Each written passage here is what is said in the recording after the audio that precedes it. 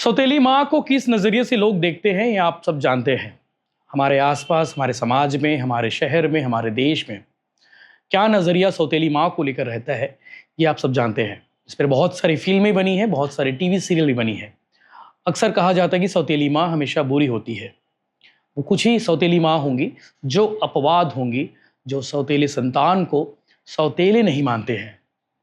इस पे बहुत सारे कहानी हैं, किस्से हैं, लेकिन आज जो कहानी मैं आपको बताने वाला हूँ ये कोई कहानी नहीं है, कोई काल्पनिक कहानी नहीं है।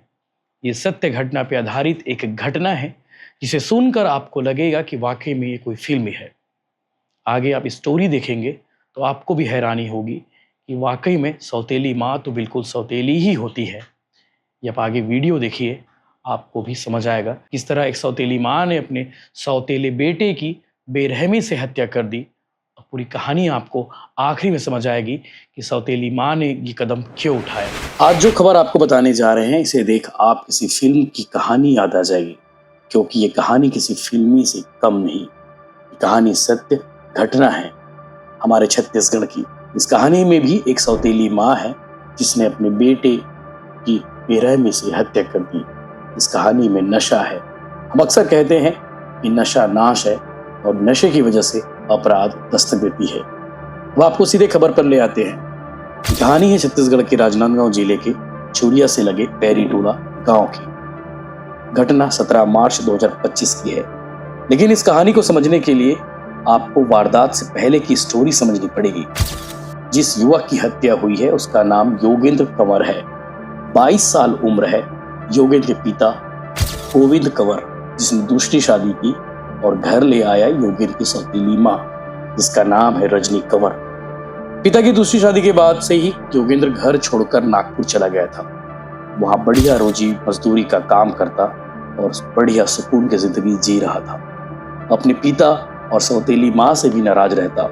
वो खुद इन दोनों को पसंद नहीं करता था और सौतेली माँ रजनी ने भी कभी योगेंद्र को बेटा नहीं माना। बस यही बात रंजिश थी एक दूसरे के अंदर। योगेंद्र की एक सबसे बड़ी कमजोरी भी थी, वह शराबी बन गया था। खूब शराब पीता था।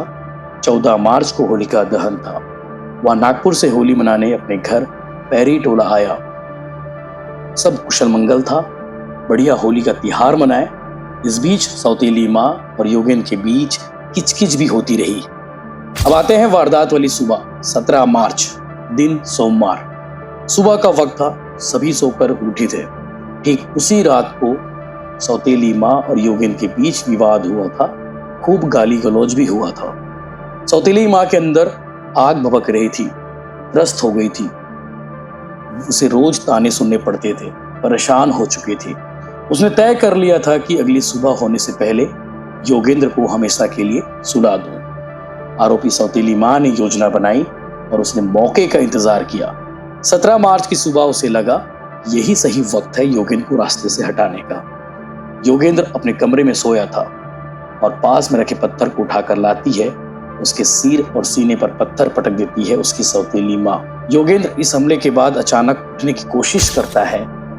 आरोपी रजनी फिर से उसके ऊपर पत्थर पटकती है सीने और सिर पर। वह बुरी तरह जख्मी हो जाता है। सांस भी चलना बंद हो जाता है। रजनी को यकीन हो जाता है कि अब वह कभी नहीं उठेगा। आरोपी रजनी का शरीर खून से लथपथ था। वो साड़ी व ब्लाउज निकाल कर धोती है और उससे पहले वो फर्श साफ करती है कपड़े से। पत्थर को भी दूसरी जगह फेंक देती है। किसी को घटना की खबर नहीं थी। बदबू आने पर लोगों को पता चला। पुलिस की टीम आई और पूछताछ शुरू हुई।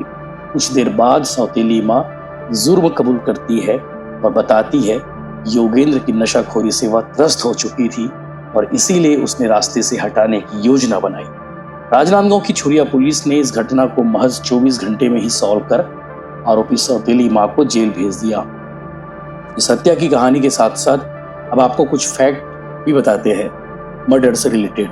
छत्तीसगढ़ की सरकार ने हाल ही में विधानसभा में एक डेटा शेयर किया है जिसपे बताया है कि 2024 में 1027 हत्या हुई।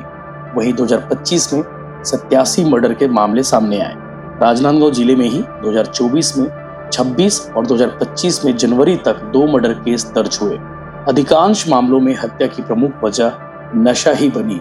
इस कहानी से सबक लेने वाली कौन सी बात है ये आप ज़रूर विचार के साथ बताइएगा।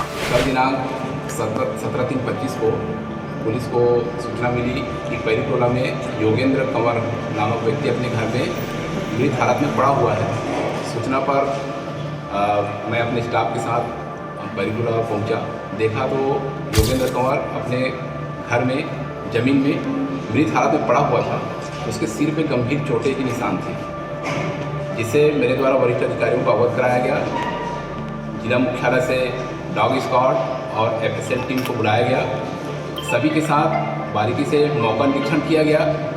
परिस्थितिजन्य साक्ष्य एवं संदेही मृतक की सौतेली माँ रजनीबाई से पूछताछ किया गया, जो अपराध घटना कारित करना स्वीकार की। बताई कि मृतक अक्सर शराब सेवन कर उसको गाली गलौज करता था, जिससे तंग आकर वो 16 तारीख की रात्रि 10 बजे घर में रखे पत्थर से सीने एवं सिर में गंभीर चोटें पहुंचाकर उसकी हत्या कारित की थी।